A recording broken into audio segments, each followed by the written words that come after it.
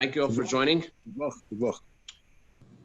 It's a custom to share a story on Motzei Shabbos. It brings a bracha for all good things. And we started connecting the stories with Kuntras Avos Yisrael. The Rebbe published a pamphlet about the mitzvah of Avos Yisrael. And there's one idea in this Kuntras from the Tzemach Tzedek, which is very relevant to the time that we're in right now. The Tzemach Tzedek said that the mitzvah of Avos Yisrael is to love your fellow like yourself. The emphasis of like yourself is that just like when I make a mistake, I justify it and I find all kinds of excuses of why I did it. I don't judge myself by my actions. I judge myself by my ideals. I say I'm a good person and I probably had a good reason for making that mistake. That's human nature. As King Solomon says, all faults are covered by self-love. So the mitzvah of loving your fellow like yourself means to love someone so much so that you don't notice their faults. And Tzemach Tzedek says that there's a great reward for this. The reward for this is that just like you love another person and you ignore their faults, so Hashem does the same for you, and Hashem ignores any of our own faults. By us ignoring another person's faults and treating them like ourselves, that we are able to go on no matter how many faults that we make, we still say, we justify it. So the mitzvah is to love another person the same way and not to expose their faults. Tzemach Tzedek says that the most painful thing is to be around someone who knows your faults. And it's a very embarrassing thing. You're someone who knows your deficiencies, you don't want to be around them. So the mitzvah of Avos Yisrael is to love someone to the point that you don't even notice their faults. So the mitzvah works in two different ways. One way is that you feel such love for someone and you feel so excited, and therefore you give and you help. Another way is that by giving and by going beyond yourself, your neshama starts to shine, and you're able to come more in touch with who you are. So I want to share with you two stories which express both sides of the coin. One is a story about the previous Rebbe when he was a child, and the other is a story with Tzemach Tzedek. The previous Rebbe was a child. He was an expert in memorizing all of the Mishnayos. He memorized all the Mishnayos at a very, very young age, and the Rebbe Rashab, his father, would reward him with money, with gifts. Whenever he memorized Mishnayos, he would earn something. And there was another chassid, whose name was Rabbi Abba Person, who was also brilliant and also knew Mishnayos. He was, of course, far older than the previous Rebbe. He had been to the previous Rebbe's great-grandfather, the Tzemach Tzedek, who had told him that the word Mishnah has the same letters as the word Neshama. So in order for your Neshama to shine in your body, it's worthwhile for you to memorize Mishnayos. So the previous Rebbe is at school, and this man visits the school, the attendant of the Rebbe Rashab, his name was Mendel de Mesharis. Mendel Mesharis visits the school, the previous Rebbe, and he tells him, your father wants you. Okay. So he leaves the school. The school was in the home of a certain Rabbi Shai Kastir, and he leaves the school and he comes to his father's office, and his father is sitting in opposite his father, sitting Rabbi Abba Person. So the Rebbe Rashab asks the Frierdiker Rebbe, how long will it take you to recite from memory, verbatim, the entire Seder Zroim, which is several tractates of Mishnayos? More than several, many tractates of Mishnayos. So the previous Rebbe said a little more than an hour. And the Rebbe Rashab asked Rabbi Abba, how long will it take you? And Rabbi Abba says it would take me an hour and 25 minutes about. You could probably make it a little shorter, 5 or 10 minutes, if I do a little faster here and there, but that's how long it takes. So the Rebbe Rashab took out a watch and they went. And the Frierdiker Rebbe said that it took him 58 minutes to complete the entire Seder Zroim. And the Rebbe Rashab had deep satisfaction. The previous Rebbe said that it it was unusual for him to see how satisfied, what kind of nachas, kind of pleasure his father had from his recital of the Mishnayos. And then the Rebbe Rashab was worried that the Frierdiker Rebbe's speech would be impacted by the speed that he was reciting Mishnayos. That wasn't. And two things happened. One is he got a teacher to teach him twice a week the tunes of various parts of the Torah, and he also told him the following. Now, in the Shema we say, "You'll be destroyed quickly from the good land." So the Reb Marash says the word land means desire. The word good land means the good desire of the soul. And the Reb Marash says, told the Rebbe Rashab, told the previous Rebbe, the neshama wants to enjoy the words of Torah. Lose the speed. Say the words of Torah, enjoy them, say it slow. That's what the previous Rebbe said that his father told him. And his father was so satisfied, so happy, that he gave his son a gift. And the gift was he gave him a handwriting of the Tzemach Tzedek, a section of the Tzemach Tzedek's own responsa, as a gift to his son because he learned so many Mishnayos. The previous Rebbe said that year on Purim, there was a tragedy. He says it was a tragedy, and for him, he says it was a very great tragedy. From his way he looked at things at that time in his life, he thought it was a very great tragedy. What happened? The previous Rebbe said that he had earned a lot of money through his memorization of the Mishnayos, and he had a certain amount of funds that he could use now for what he would want to use them for, and he was debating whether he should buy more books of Torah, or to buy a gold chain with a watch. And he was thinking that on the one hand, the books he could borrow from others, and doesn't have to have his own books, but he doesn't have a watch. And he was thinking that he was leaning towards getting the watch. And he thought, he was a child, he's thinking, I'll be a big boy, I'll have a watch. Not only that, the watch will help that I'll be able to serve God in a really good way. The watch will wake me up at 8. I'll know it's time to daven at 8. And then at 10 o'clock, I'll know that it's time to learn Torah.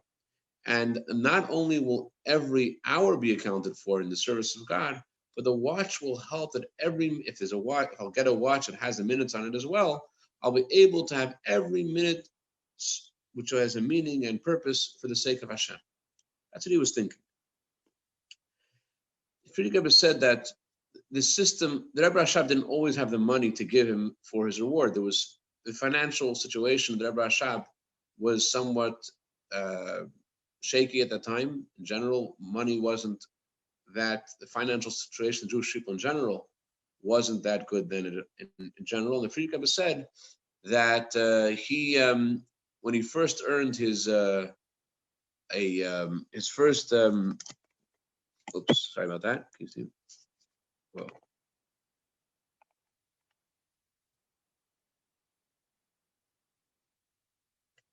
Sorry about that. Okay, so previous Rebbe said that when he earned enough to have his first ruble, his father told him that it's good to use the money for gemilas chasadim, which means to lend.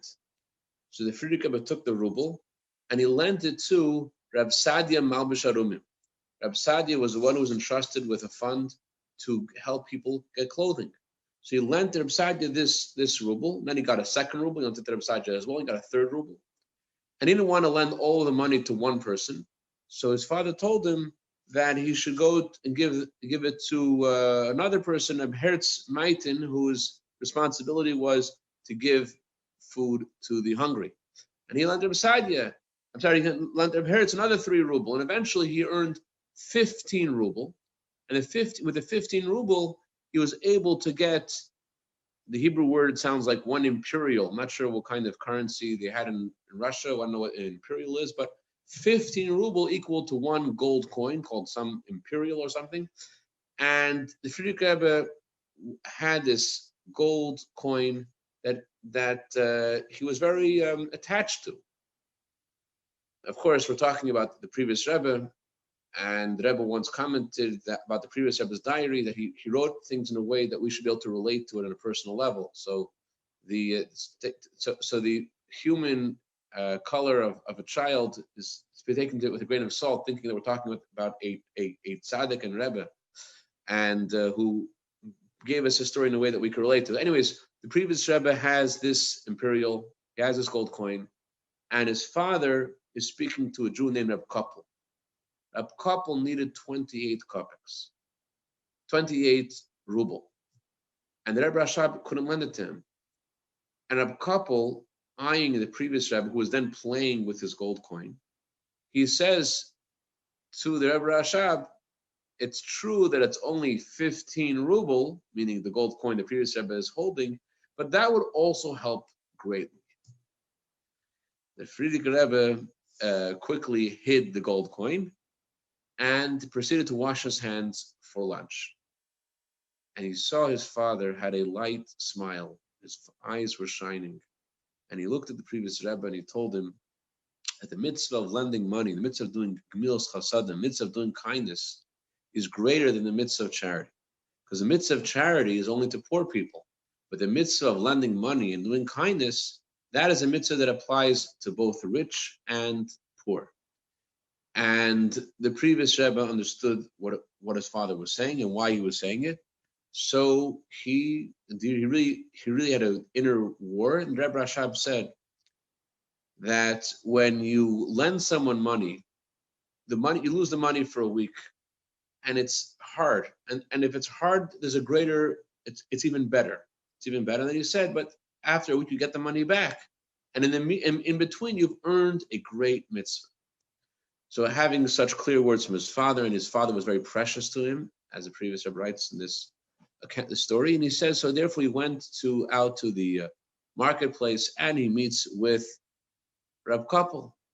And he sees Reb Koppel in the store. And the previous Rebbe said that I prayed in my heart and hoping that he doesn't need the money anymore. I was hoping he doesn't need the money. And I prayed in my heart that he would not need the money. But then as I'm sitting there looking at him and praying, I hear him sigh, tonight someone's going to travel and they're going to need funds to buy wares on commission to buy wares for the store. I don't have any money to give them. So you saw his prayers weren't answered, and everyone was pointing to the money that he owns, all of his own financial possessions. So he waited till no one was around, and he goes over to Reb Koppel, and he gives Reb Koppel the gold coin, and Reb Koppel says, don't worry, in a week I'll be able to pay you back. A week passes, 2 weeks pass, 2 weeks pass, 3 weeks pass. And the previous Rebbe noticed Reb Koppel around different places and hoping Reb Koppel would say something to him, but he didn't.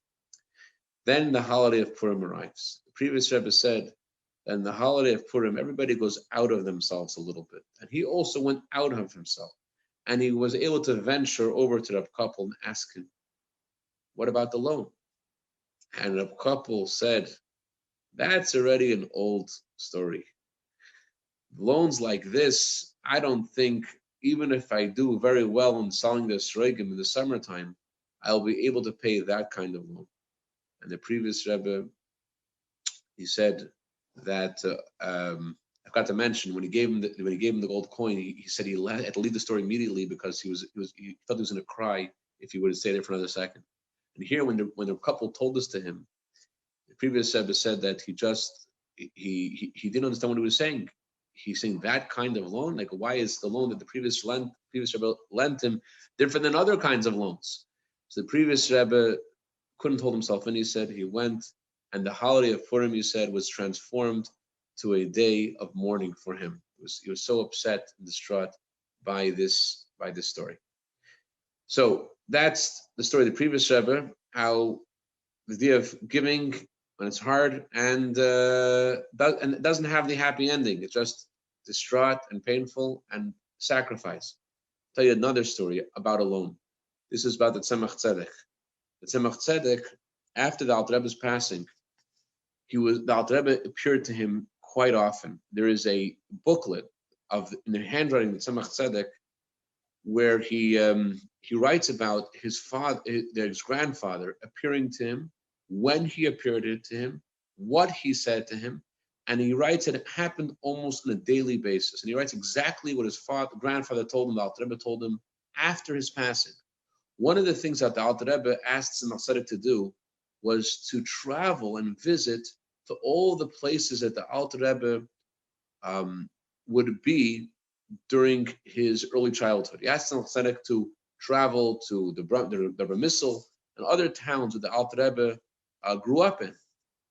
And it was, Tzemach Tzedek writes how special this was, and how when he went to these various places, how the Alter Rebbe would reveal himself to him with so deeply, and so the words in the Hasidic lexicon, pnimis va'atzmis, a deep revelation of his essence, and how he experienced these incredible revelations of his grandfather, just like he did when his grandfather was in this world alive. And he assumed, when he came to the city of Lubavitch, which the Alter Rebbe already prepared the city of Lubavitch for 57 years before the Mittler Rebbe moved there, that this would be a fertile ground for chassidus. He thought when he comes to the town of Lubavitch, certainly there will be a great revelation of the Alter Rebbe.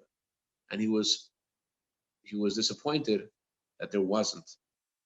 And not only wasn't there any special revelation, there was no revelation at all. And he had actually prepared questions to ask the Alter Rebbe when the Alter Rebbe would appear to him. Inevitably, as he always did, the Alter Rebbe didn't appear to him, and he was very surprised and hurt and very sad, because this was a real change from what he was used to every day speaking to his grandfather who had passed away long before. So it was the 20th of Elul on a Wednesday, the year after the Alter Rebbe passed away, and the Tzemach Tzedek comes into the shul, and he is about to begin davening, and he recalls that on the way to shul, this Jew, Reb Pinchas, asked him to borrow 5 rubles. And at Tzemach Tzedek, he said that he was planning to give him the 5 rubles after he finished praying. And he told him, I'll give it to you after I finish. But then he remembered that that day was market day. And Reb Pinchas surely needed the money earlier in the morning when the stores were open, so that he could buy and be able to sell. He would buy and sell calves at a profit. So the Tzemach Tzedek takes off his talis, he leaves the Beis Medrash, and he goes to find this Reb Pinchas. He finds Reb Pinchas, gives him the 5 ruble. He goes back to the synagogue, and he goes to wash his hands. And there, in the place that he goes to wash his hands, he meets the Alter Rebbe. The Alter Rebbe revealed himself to him in merit of what he had done for this Reb Pinchas. And it was a very special occasion. He gave all of the different, again, he wrote down all the different events that had happened, and he shared this with his son, Rabbi Marash, who shared this with his son, Rabbi Rashab. The Tzemach Tzedek commented on this revelation, this particular one that happened after he lent this Reb Pinchas the money. He said, for helping a Jew earn 70 kopek, 70 pennies, all the gates of heaven are opened. Just think about that. Just helping a Jew earn 70 kopeks. This is what he told his son, the Rebbe Marash. The Rebbe Marash told this to his son, the Rebbe Rashab. And he said to him, you got to know the way to the gates of heaven. If you know the way to the gates of heaven, then all the gates of heaven are open for you. But you have to know the way to the gates of heaven. But he said that's not the main thing. The main thing is to have a geschmack, to have a real joy in doing a Jew a favor, and with a full heart, and that's what is that's the goal. Anyways, the bottom line is, my friends, it's the time when we're supposed to focus on the coming of Mashiach. Mashiach will come. We're going to experience such a wonderful Avos Yisrael. And now, to counter it's not just to counter the cause of destruction of the Beis Mikdash, which came because of senseless hatred. By the way, you know why it's called senseless hatred? Why it's called senseless? Someone that hurts you and hurt your feelings. Why do we call it senseless hatred? Usually it's because the person who wronged you is just trying to protect themselves. They don't know that they've hurt you. They just did what they did because they thought they're just protecting themselves. Most of the time, people don't hurt for the sake of hurting. They're just doing the things to protect themselves. But you took it deeply and you got hurt. So the antidote for senseless hatred, the Torah says, is senseless love, to go beyond what we're used to, beyond what we're comfortable with. I'll share with us one more thought and let you guys go. Adam and Eve, after Cain kills Hevel, and Adam and Eve don't know what to do with the body of Hevel. And God showed them a raven that had died. Another raven came to bury the first raven. So they knew then they needed to bury their child. So the obvious question is, God had told Adam, you are earth, you'll return to earth. So he should have known that that's what happens. You're earth, you return to earth. That's what happens. Why did Adam not know this? So the Rebbe explains that Adam and Eve knew what was supposed to happen to a dead body. But they didn't know, and they couldn't possibly know, and they couldn't feel, why should we continue living? Seeing such a tragedy happen to their own children, that only their two sons in the world, and they're the only people in the world, and one went to kill the other, that made them feel like, why should we continue? Why should we go on seeing this horrific tragedy? Didn't know what to do, didn't know why to do anything. So what did God respond to them? God showed them a raven. A raven, the Talmud says, is a very cruel animal. A raven is a bird that lets its young fend for themselves, doesn't help its own children. So the Torah says that this cruel bird went to bury another raven. Burying someone, the Torah says, is called chesed shel emes, kindness of truth. Why is it called kindness of truth? Because the person you've helped has no way to repay you. The person who has passed away cannot repay you for your kindness. So the raven, who was so cruel, did something far beyond himself and extended himself to do an act of altruistic kindness. So God was telling Adam and Eve, you've seen such a terrible tragedy, and it's true. You're asking why should you continue and how should you continue? The answer is, the only way to continue, God was telling Adam and Eve, the only way to continue is seeing senseless hatred is by engaging in senseless love, and a love which is beyond logic and reason. That's the era that we're in now. We've finished all the 42 journeys of the Jewish people in exile. We're now by the Jericho. Now we're able to experience the real Bais Yisrael, how it will be in a moment after Mashiach comes. So I wish everybody a wonderful week. Any questions, comments, criticism, tomatoes and cucumbers on this story? Good Right. A good Vach. Surah Tevis. Thank you.